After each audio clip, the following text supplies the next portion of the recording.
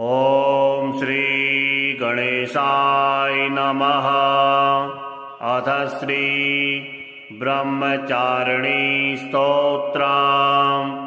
वेदवक्त्रां चतुर्हस्तां सर्वालङ्कारभासुरां त्रिशूलां चाक्षमालां च पानपात्रां सिताम्बुजां बिभ्रतीं रक्तवसनां करण्डमकुटान्वितां प्रेताशनां स्मरेद्देवीं ब्रह्मचामुण्डिरूपिणीम् उद्यद्भास्करसन्निभां त्रिनयनां वेदाननाब्जां चतुर्हस्तैरम्बुजशूलदामचषकान् संबिभ्रतीं शूलिनः नृत्ताडम्बरधूर्वहां शिवमयीं प्रेताशनाध्यासिनीं ध्यायेतिल्लवनीश्वरीं हृदि सदा श्रीब्रह्मचामुण्डिकाम् ओङ्काराम्बुजसंस्थितामुपनिषत् गीतापदानोत्तमाम् ओड्याणादिचतुर्विधोन्नतमहा पीठाधिरूढां शिवाम् ओजोदित्तरबिन्दुवह्निमुखरा मोघत्रयाभ्यर्चिताम् वन्देऽहं विपदं सदा शमयितुं श्रीब्रह्मचामुण्डिकाम् ब्रह्मेन्द्राग्निमुखामरीडितपदां ब्रह्माशजातां बृहत् शूलप्रूतनिशुम्भदैत्यहृदयां ब्रह्मादिभिः संवृतां बाधाहीनपदप्रदां बुधनुतां बन्धूकरागाम्बरां वन्देऽहं विपदं सदा शमयितुं श्रीब्रह्मचामुण्डिकाम् हर्यक्षासनसंस्थितां हयमुखा गस्त्यादिपूज्यां हठात् कारध्वस्तबलोत्थयासुरगणां हारावलीभासुरां हाहाहुः मुखैस्तुतां हुतवः ज्वालाभकेशान्वितां वन्देऽहं विपदं सदा शमयितुं श्रीब्रह्मचामुण्डिकाम् चातुर्योक्तिविमोहितप्रियतमां चन्द्रार्कवह्निक्षणां चण्डानेकसुरान्तकान्तककरीं चापल्यहीनेष्टदां चारुस्मेरचतुर्मुखां प्रबलदुःशूलाक्षपात्राम्बुजां वन्देऽहं विपदं सदा शमयितुं श्रीब्रह्मचामुण्डिकाम् मुक्ताहारमनोहरां मुनिजनां भीष्टामुकुन्दर्चितां मुद्रामुद्रितमुण्डचण्डदनुजां मुक्तिप्रदां मोहिनीं मुग्धामुग्धविभूषणां मुकरच्छायातपत्रामुमां वन्देऽहं विपदं सदा शमयितुं श्रीब्रह्मचामुण्डिकाम् डाकन्यादिभिरावृतां डमुरिनिध्वान् प्रियां डामरीं डाकन्यादिभिरावृतां डमुरिनिध्वान् प्रियां डामरीं डिम्भप्रार्थिमहीसुरादिजनता स्तोत्रप्रपञ्चालयां डोलाडम्बरनरनेश्वरवाक् प्रोत्साहितां डम्भिनीं वन्देऽहं विपदं सदा शमयितुं श्रीब्रह्मचामुण्डिकाम् नम्यां नम्रदिगीश्वरीं नगसुतां नारायणीं नर्तकीं नानारत्नकिरीटकुण्डलधरां नित्यां नितान्तेष्टदां निहारेशधरां निशुम्भशमनीं निर्वैरिणीं निश्चलां वन्देऽहं विपदं सदा शमयितुं श्रीब्रह्मचामुण्डिकां मोहध्वान्तरविप्रभां मधुरिमा कारामरालोद्वहां मायामाधवसूदरीं मरकत् छायां मनोदूरगां मान्यां महिषमस्तकस्थितिजुषीं मारप्रियां मातरां वन्देऽहं विपदं सदा शमयितुं श्रीब्रह्मचामुण्डिकाम् एतं स्तोत्रवरं पठन्तु श्रीधियः सङ्कल्पकल्पद्रुमम् भूतप्रेतपिशाचमोहनकरं सर्वापदां नाशकं कान्तापुत्रधनप्रदां सरसवाक् वेगप्रदं सर्वदं दुर्गापाङ्गकटाक्षपातनकरं दुःखाम्बुधेस्तारकं वेदवक्त्रां चतुर्हस्तां सर्वालङ्कारभासुरां त्रिशूलां चाक्षमालां च पानपात्रां सिताम्बुजां बिभ्रतीं रक्तवसनां करण्डमकुटान्वितां प्रेताशनां स्मरेद्देवीं ब्रह्मचामुण्डिरूपिणीम् उद्यद्भास्करसन्निभां त्रिनयनां वेदाननाब्जां चतुर्हस्तैरम्बुजशूलदामचषकां संबिभ्रतीं शूलिनः नृत्ताडम्बरधूर्वहां शिवमयीं प्रेताशनाध्यासिनीं ध्यायेतिल्लवनीश्वरीं हृदि सदा श्रीब्रह्मचामुण्डिकाम् ओङ्काराम्बुजसंस्थितामुपनिषत् गीतापदानोत्तमाम् ओड्याणादिचतुर्विधोन्नतमहा पीठाधिरूढां शिवाम् ओजोदीप्तरबिन्दुवह्निमुखरा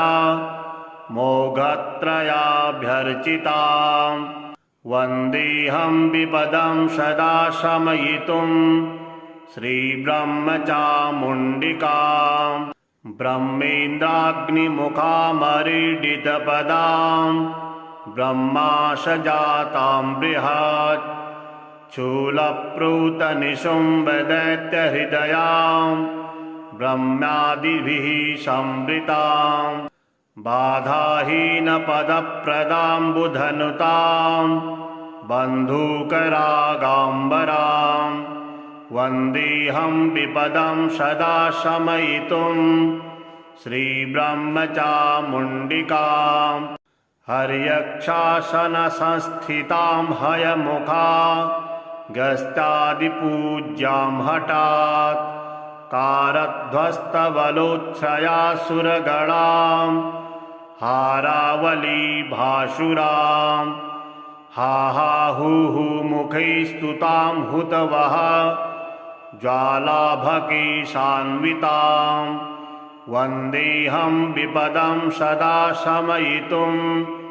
श्रीब्रह्मचामुण्डिकाम् चातुर्योक्तिविमोहितप्रियतमां चन्द्रार्कवहनिक्षणां चण्डानेकसुरान्तकान्तककरीं चापल्यहीनेष्टदां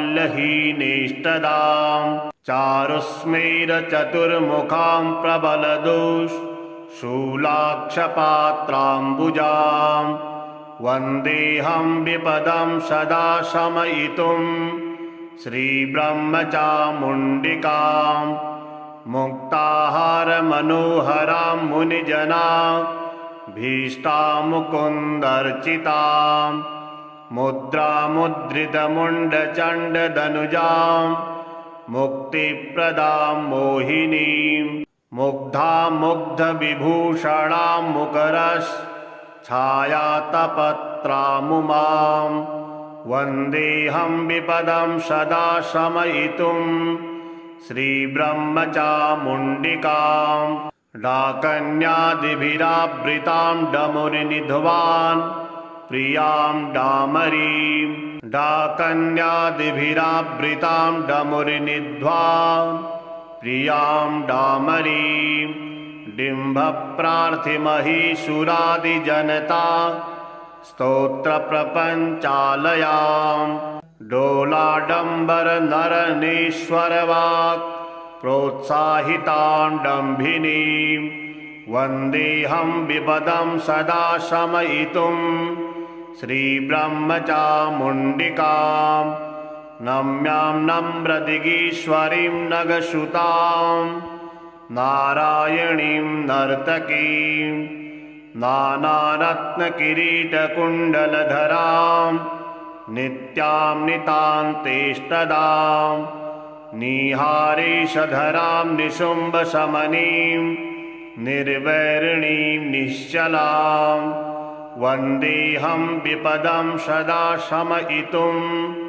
श्रीब्रह्मचामुण्डिकां मोहध्वान्तरविप्रभां मधुरिमा कारामरालोद्वहां मायामाधवसूदरीं मरकत् छायां मनोदूरगां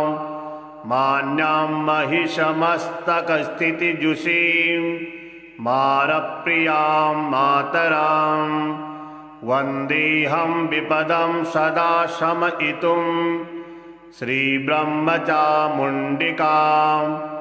एतं स्तोत्रवरं पठन्तु श्रीधियः सङ्कल्पकल्पद्रुवं भूतप्रेतपिशाचमोहनकरं सर्वापदां नाशकं कान्तापुत्रधनप्रदां सरसवाक् वेगप्रदं सर्वदं दुर्गापाङ्गकटाक्षपातनकरं दुःखाम्बुधिस्तारकं वेदवक्त्रां चतुर्हस्तां सर्वालङ्कारभासुरां त्रिशूलां चाक्षमालां च पानपात्रां सिताम्बुजां बिभ्रतीं रक्तवसनां करण्डमकुटान्वितां प्रेताशनां स्मरेद्देवीं ब्रह्मचामुण्डिरूपिणीम् उद्यद्भास्करसन्निभां त्रिनयनां वेदाननाब्जां चतुर्हस्तैरम्बुजशूलदामचषकां संबिभ्रतीं शूलिनः नृत्ताडम्बरधूर्वहां शिवमयीं प्रेताशनाध्यासिनीं ध्यायेतिल्लवनीश्वरीं हृदि सदा श्रीब्रह्मचामुण्डिकाम् ओङ्काराम्बुजसंस्थितामुपनिषत् गीतापदानोत्तमाम् ओड्याणादिचतुर्विधोन्नतमहा पीठाधिरूढां शिवां ओजोदीप्तरबिन्दुवह्निमुखरा मोघत्रयाभ्यर्चितां वन्देऽहं विपदं सदा शमयितुं श्रीब्रह्मचामुण्डिकां ब्रह्मेन्द्राग्निमुखामरीडितपदां ब्रह्माशजातां बृहत् शूलप्रूतनिशुम्भदैत्यहृदयां ब्रह्मादिभिः संवृतां बाधाहीनपदप्रदां बुधनुतां बन्धूकरागाम्बरां वन्देऽहं विपदं सदा शमयितुं श्रीब्रह्मचामुण्डिकां हर्यक्षासनसंस्थितां हयमुखा गस्त्यादिपूज्यां हठात् कारध्वस्तबलोच्छयासुरगणां हारावलीभासुरां हा हा हू हू मुखैस्तुतां हुतवः ज्वालाभकीशान्वितां वन्देऽहं विपदं सदा शमयितुं श्रीब्रह्मचामुण्डिकां चातुर्योक्तिविमोहितप्रियतमां चन्द्रार्कवहनिक्षणां चण्डानेकसुरान्तकान्तककरीं चापल्यहीनेष्टदां चारुस्मेरचतुर्मुखां प्रबलदुःशूलाक्षपात्राम्बुजां वन्देऽहं विपदं सदा शमयितुं श्रीब्रह्मचामुण्डिकां मुक्ताहारमनोहरां मुनिजना भीष्टां मुकुन्दर्चितां मुद्रामुद्रितमुण्डचण्डदनुजां मुक्तिप्रदां मोहिनीं मुग्धां मुग्धविभूषणां मुकरश्छायातपत्रामुमां वन्देऽहं विपदं सदा शमयितुं श्रीब्रह्मचामुण्डिकां डाकन्यादिभिरावृतां डमुरिनिध्वान् प्रियां डामरीं डाकन्यादिभिरावृतां डमुरिनिध्वान् प्रियां डामरीं डिम्भप्रार्थिमहीसुरादिजनता स्तोत्रप्रपञ्चालयां डोलाडम्बरनरनेश्वरवाक् प्रोत्साहितां डम्भिनीं वन्देऽहं विपदं सदा शमयितुं श्रीब्रह्मचामुण्डिकां नम्यां नम्रदिगीश्वरीं नगसुतां नारायणीं नर्तकीं नानारत्नकिरीटकुण्डलधरां नित्यां नितान्तेष्टदां निहारेशधरां निशुम्भशमनीं निर्वैरिणीं निश्चलां वन्देऽहं विपदं सदा शमयितुं श्रीब्रह्मचामुण्डिकां मोहध्वान्तरविप्रभां मधुरिमा कारामरालोद्वहां मायामाधवसूदरीं मरकत् छायां मनोदूरगां मान्यां महिषमस्तकस्थितिजुषीं मारप्रियां मातरां वन्देऽहं विपदं सदा शमयितुं श्रीब्रह्मचामुण्डिकाम् एतं स्तोत्रवरं पठन्तु सुधियः सङ्कल्पकल्पद्रुवं भूतप्रेतपिशाचमोहनकरं सर्वापदां नाशकं कान्तापुत्रधनप्रदां सरसवाक् वेगप्रदं सर्वदं दुर्गापाङ्गकटाक्षपातनकरं दुःखाम्बुधेस्तारकं वेदवक्त्रां चतुर्हस्तां सर्वालङ्कारभासुरां त्रिशूलां चाक्षमालां च पानपात्रां सिताम्बुजां बिभ्रतीं रक्तवसनां करण्डमकुटान्वितां प्रेताशनां स्मरेद्देवीं ब्रह्मचामुण्डिरूपिणीम् उद्यद्भास्करसन्निभां त्रिनयनां वेदाननाब्जां चतुर्हस्तैरम्बुजशूलदामचषकान् संबिभ्रतीं शूलिनः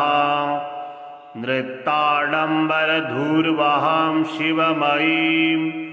प्रेताशनाध्यासिनीं ध्यायेतिल्लवनेश्वरीं हृदि सदा श्रीब्रह्मचामुण्डिकाम् ओङ्काराम्बुजसंस्थितामुपनिषत् गीतापदानोत्तमाम्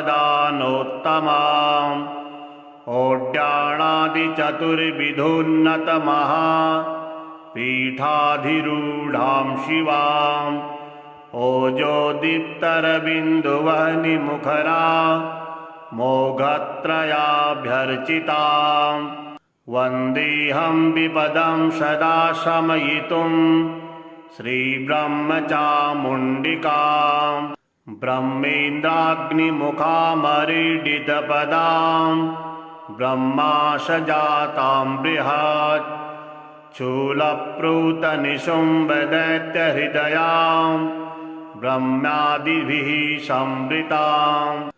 बाधाहीनपदप्रदां बुधनुतां बन्धूकरागाम्बरां वन्देऽहं विपदं सदा शमयितुं श्रीब्रह्मचामुण्डिकाम् हर्यक्षासनसंस्थितां हयमुखा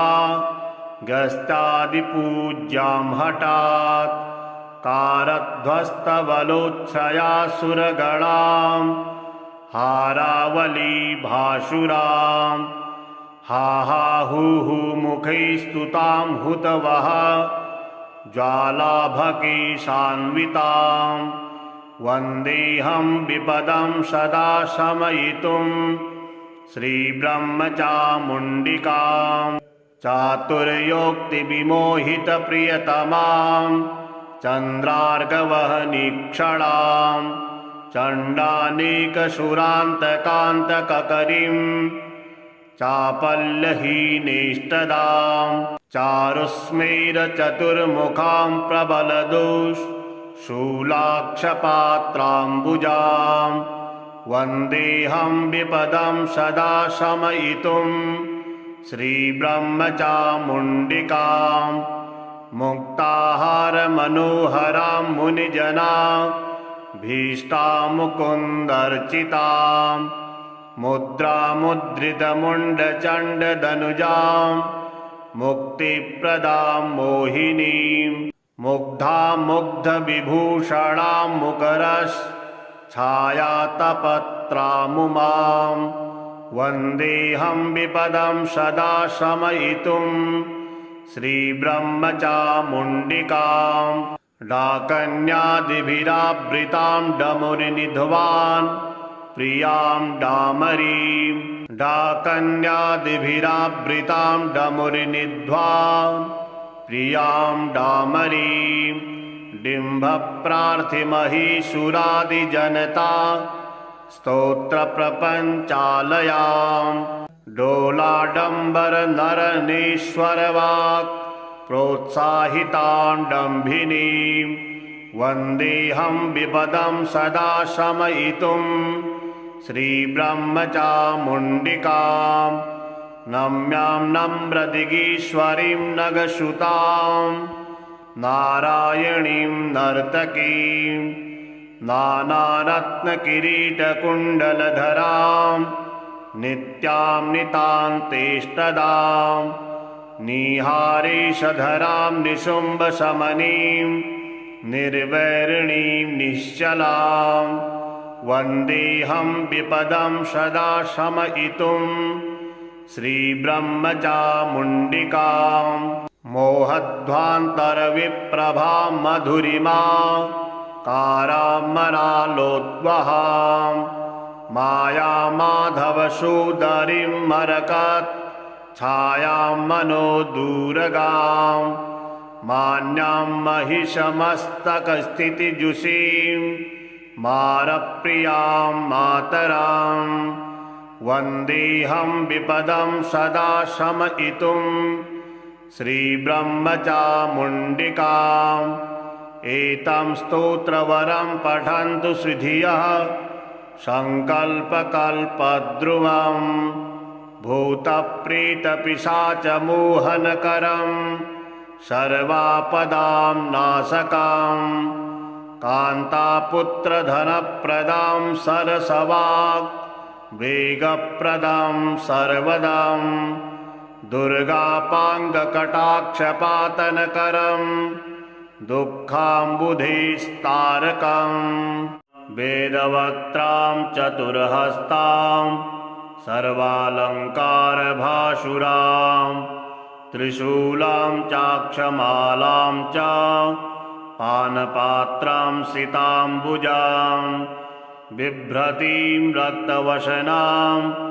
करण्डमकुटान्वितां प्रीताशनां स्मरेद्देवीं ब्रह्मचामुण्डिरूपिणीम्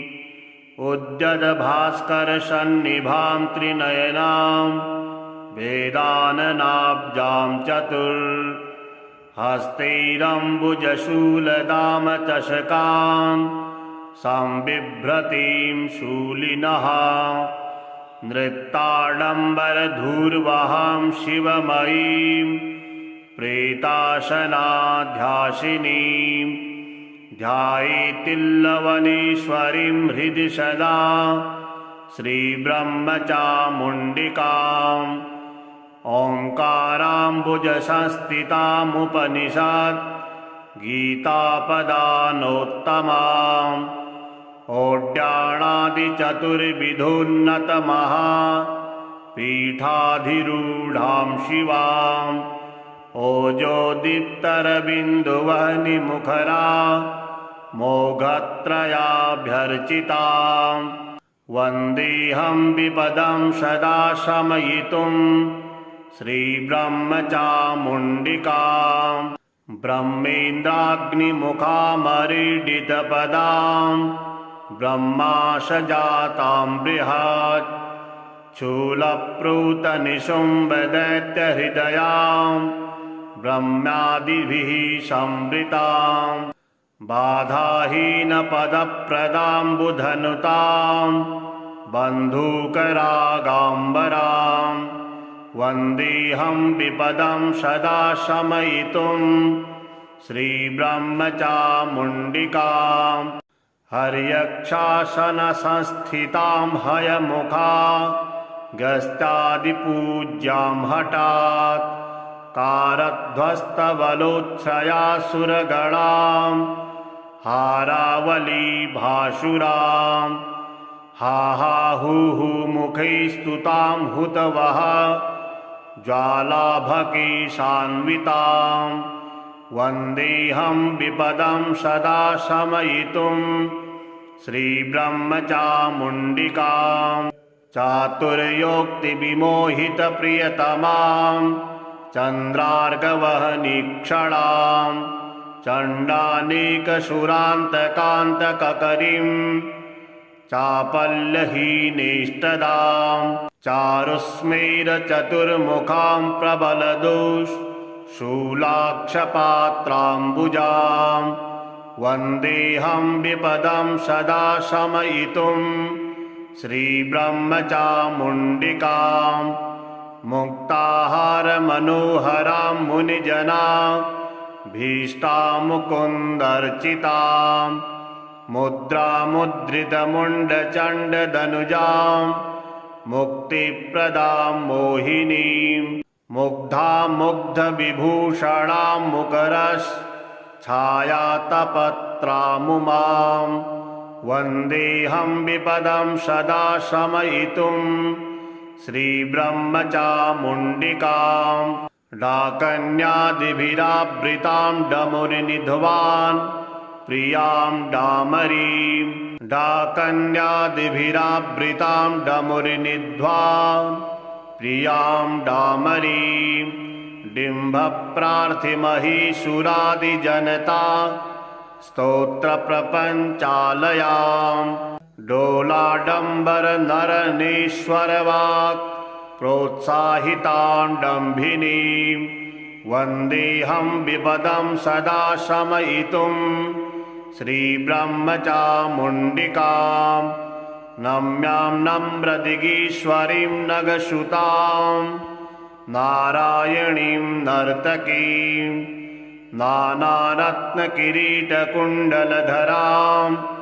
नित्यां नितान्तेष्टदां निहारेशधरां निशुम्भशमनीं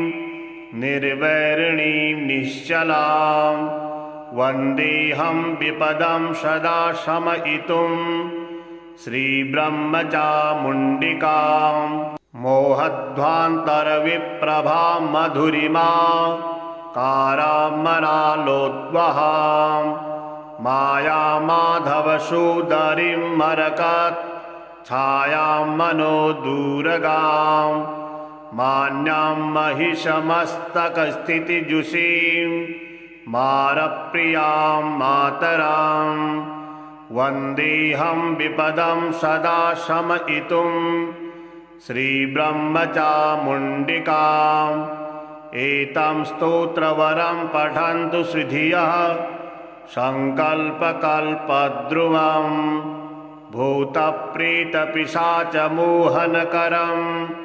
सर्वापदां नाशकं कान्तापुत्रधनप्रदां सरसवाक् वेगप्रदं सर्वदं दुर्गापाङ्गकटाक्षपातनकरं दुःखाम्बुधेस्तारकं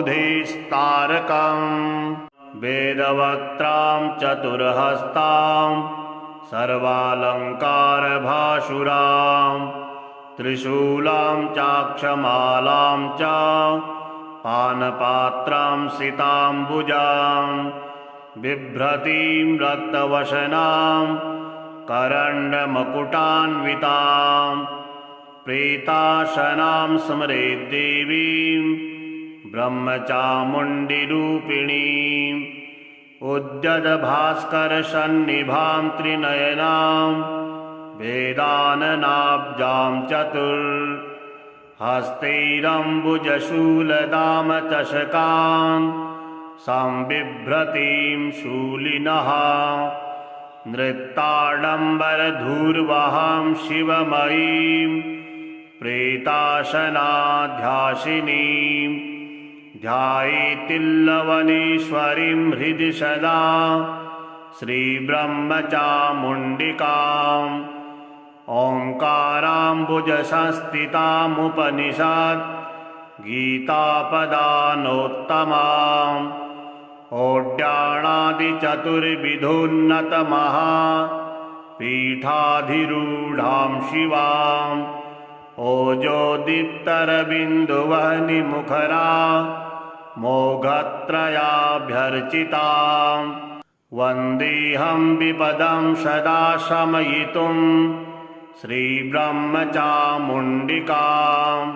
ब्रह्मेन्द्राग्निमुखामरीडितपदां ब्रह्माशजातां बृहत् शूलप्रूतनिशुम्भदैत्यहृदयां ब्रह्मादिभिः संवृतां बाधाहीनपदप्रदां बुधनुतां बन्धूकरागाम्बरां वन्देऽहं विपदं सदा शमयितुं श्रीब्रह्मचामुण्डिकाम् हर्यक्षासनसंस्थितां हयमुखा गस्त्यादिपूज्यां हठात्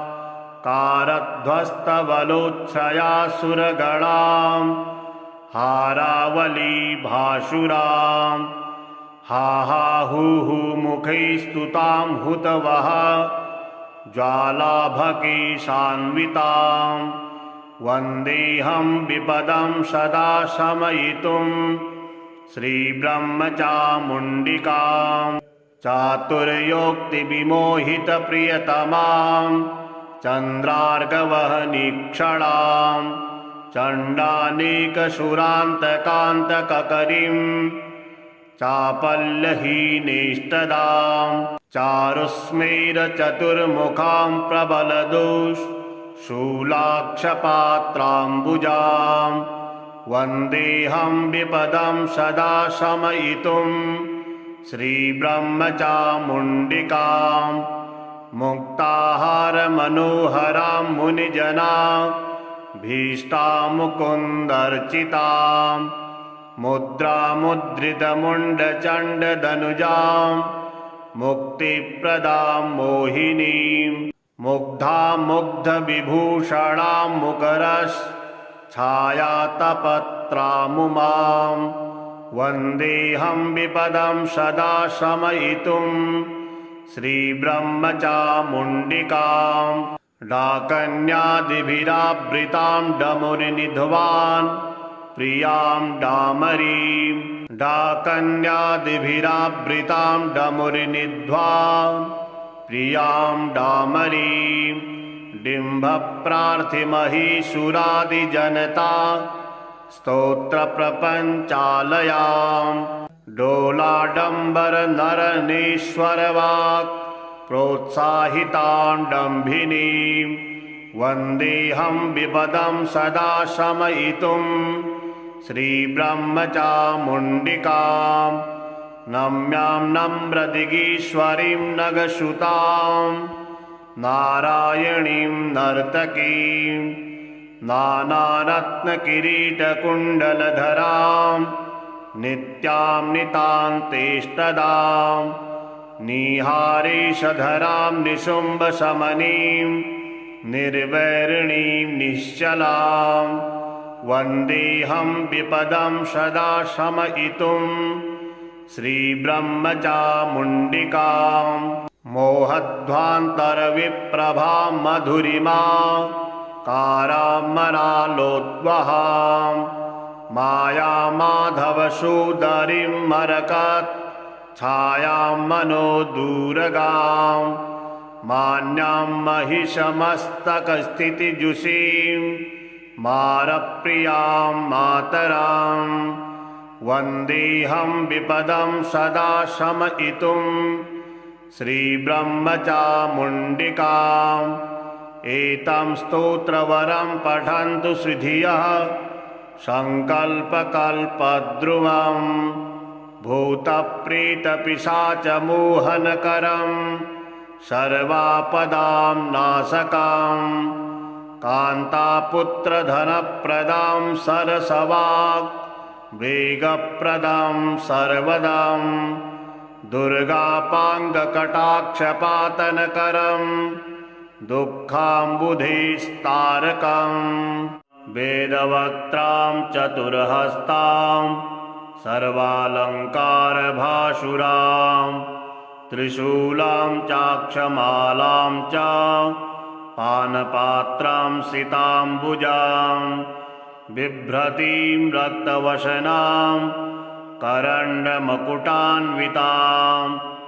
प्रेताशनां स्मरेद्देवीं ब्रह्मचामुण्डिरूपिणीम् उद्यद्भास्करसन्निभां त्रिनयनां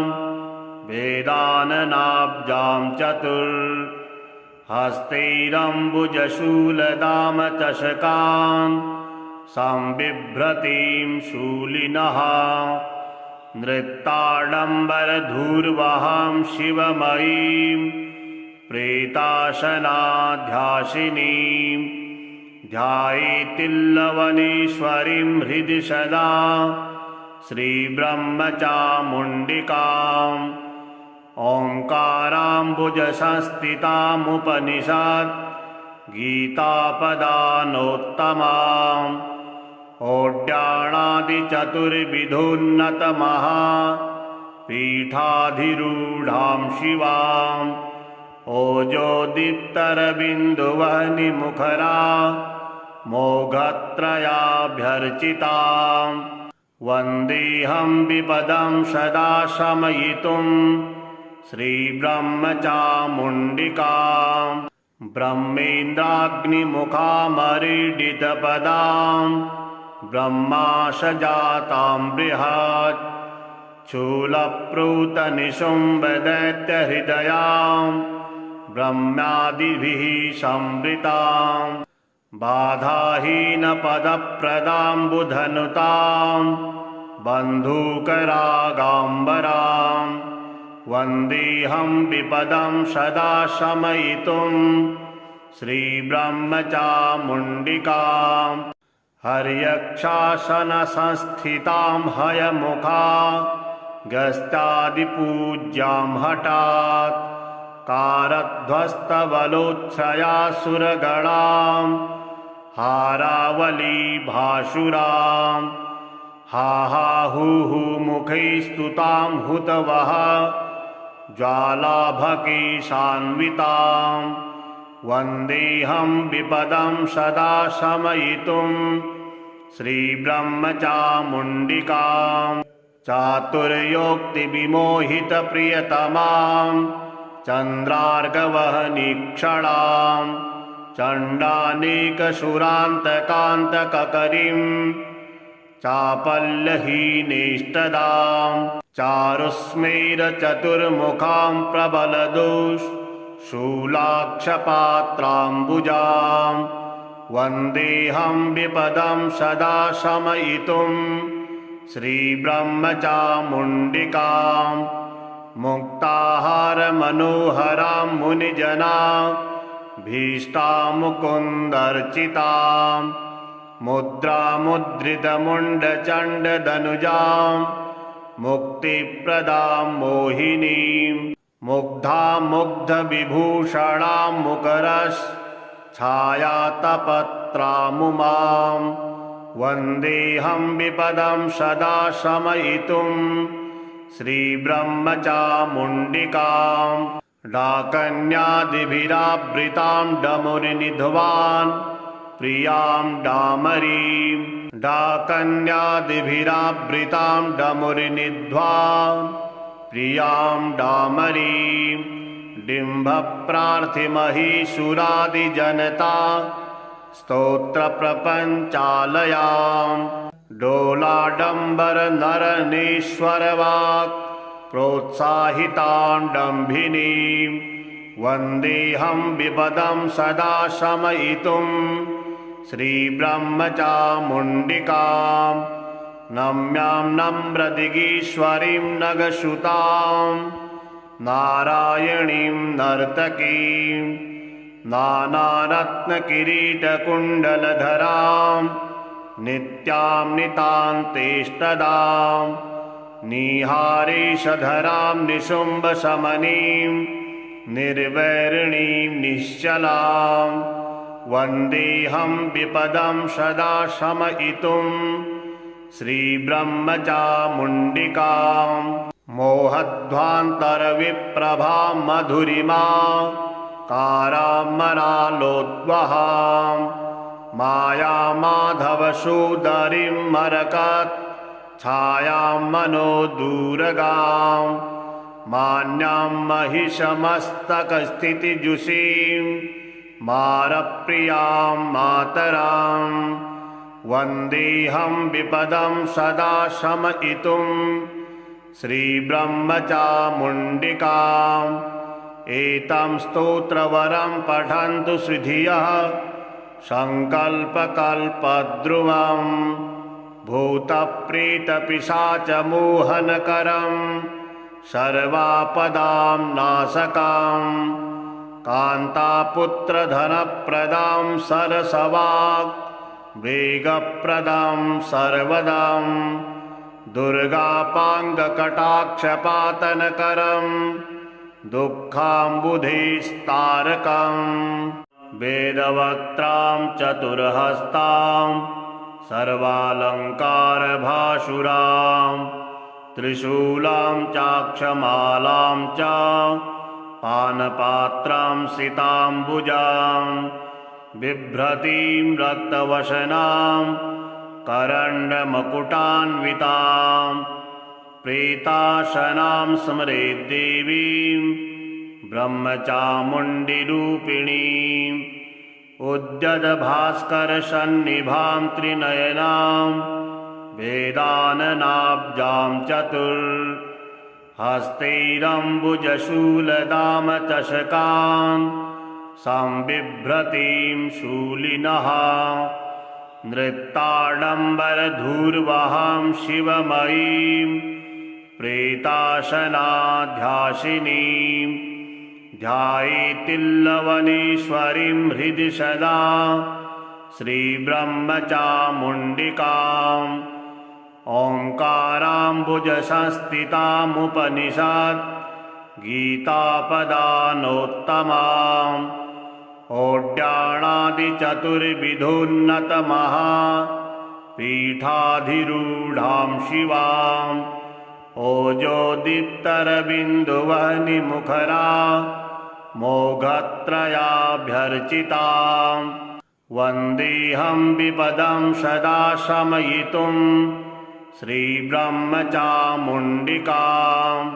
ब्रह्मेन्द्राग्निमुखामरीडितपदां ब्रह्माशजातां बृहत् शूलप्रूतनिशुम्भदैत्यहृदयां ब्रह्मादिभिः संवृतां बाधाहीनपदप्रदां बुधनुतां बन्धूकरागाम्बरां वन्देऽहं विपदं सदा शमयितुं श्रीब्रह्मचामुण्डिकाम् हर्यक्षासनसंस्थितां हयमुखा गस्त्यादिपूज्यां हठात् कारध्वस्तबलोच्छयासुरगणां हारावलीभासुरां हाहाहुः मुखैस्तुतां हुतवः ज्वालाभकेशान्वितां वन्देऽहं विपदं सदा शमयितुं श्रीब्रह्मचामुण्डिकाम् चातुर्योक्तिविमोहितप्रियतमां चन्द्रार्कवहनिक्षणां चण्डानेकसुरान्तकान्तककरीं चापल्यहीनेष्टदां चारुस्मेरचतुर्मुखां प्रबलदुःशूलाक्षपात्राम्बुजां वन्देऽहं विपदं सदा शमयितुं श्रीब्रह्मचामुण्डिकाम् मुक्ताहारमनोहरां मुनिजनां भीष्टां मुकुन्दर्चितां मुद्रामुद्रितमुण्डचण्डदनुजां मुक्तिप्रदां मोहिनीं मुग्धां मुग्धविभूषणां मुकरश्छायातपत्रामुमां वन्देऽहं विपदं सदा शमयितुं श्रीब्रह्मचामुण्डिकाम् डाकन्यादिभिरावृतां डमुरिनिध्वान् प्रियां डामरीं डाकन्यादिभिरावृतां डमुरिनिध्वान् प्रियां डामरीं डिम्भप्रार्थिमहीसुरादिजनता स्तोत्रप्रपञ्चालयां डोलाडम्बरनरनेश्वरवाक् प्रोत्साहितां डम्भिनीं वन्देऽहं विपदं सदा शमयितुं श्रीब्रह्मचामुण्डिकाम् नम्यां नम्रदिगीश्वरीं नगसुतां नारायणीं नर्तकीं नानारत्नकिरीटकुण्डलधरां नित्यां नितान्तेष्टदां निहारेशधरां निशुम्भशमनीं निर्वैरिणीं निश्चलां